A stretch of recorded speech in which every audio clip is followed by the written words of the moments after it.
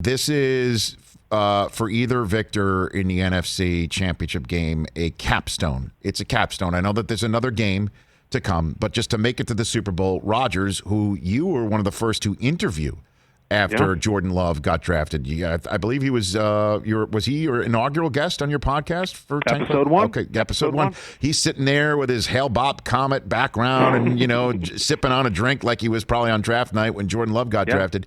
That his response to all this is all good. RELAX. I take my own advice. I made the Super Bowl, and I'm the MVP of the league. I win this. I'm going to play in the Super Bowl, and the night before I'm going to win the MVP. And then there's Brady saying, "Okay, well, how am I going to do in a new spot without Bill and the Patriots? Well, I'm making the Super Bowl in my own building. First quarterback to ever do that. I mean, the stakes for this game are huge, tremendous. I can't wait. It's incredible, and the fact that Tom Brady is one game away from saying, for the rest of his life, "Hi, my name is Tom Brady. I've been to 10 Super Bowls. 10. The next closest quarterback was John Elway with 5, and I'm now doubling up John Elway, a living legend, because I've been to 10 of them.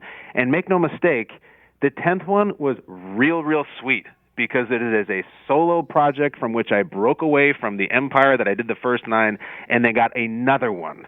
It's a crazy. I mean, I know the guy has a lot of things to brag about and be happy about. 10 Super Bowls is a joke, whether he wins or not. And sometimes, Rich, it's not even just about how many you win, of course, but history will be what is said about Brady. It's like Coach K.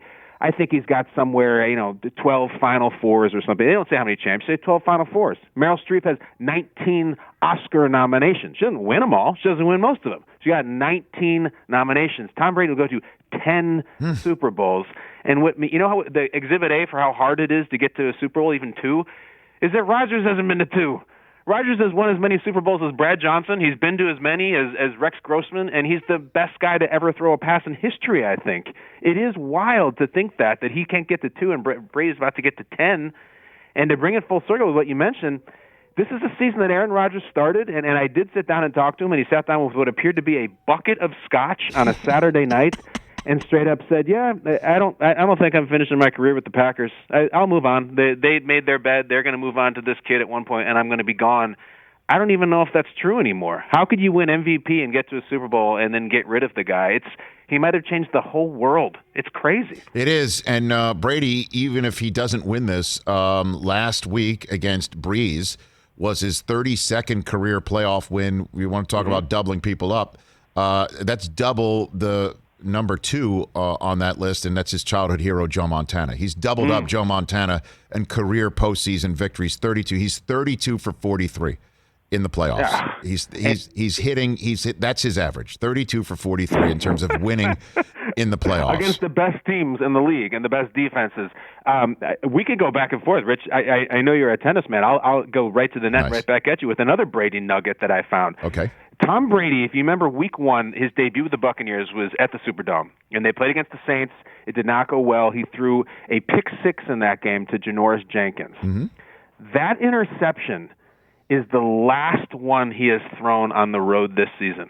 Currently, Tom Brady is riding the longest streak in NFL history without a road interception. That many pass attempts without an interception on the road. It's a crazy streak. No one's ever done it. And so all this attention, Rodgers is playing incredible, Rodgers never played better. It's all true. Brady is playing phenomenal as well. I wasn't aware of that. No one in history since 1948, since they were tracking it, has gone longer on the road without throwing an interception than Tom Brady current to date. So what do you think, all said and done, which 12 makes it, Kyle? It's tough to pick against the one in green. We were talking about the typical, the cold and the weather and Lambeau, and I said on the air, I said, Rodgers has played in it for years, but if I'm Brady, I'm borrowing the phrase, from Bane in The Dark Knight Rises, where if I'm Brady, I'm saying, you merely adopted the cold. I was born in it. And Tom Brady was winning championship games in the cold when Aaron Rodgers was at Butte Community College. I mean, he's been doing it a long time. I said this on the air. Later that day, I got a text from a member of the Green Bay Packers on the defensive side who chose to remain anonymous, who said, "You got that wrong. It's totally different. I don't care if Brady was there for years. Living in these conditions is different from that moment when you get off the plane and hit the tarmac and say, holy crap, it's freezing. How are we going to win this game? The weather will be a factor, and the Packers will be dealing with it better. I really think that. And I'm not picking against the 12 and green. I'm going to go with the Packers. I think the Packers are going to be in the Super Bowl. Hey, you watched all the way to the end. Thanks for that. Watch more right here.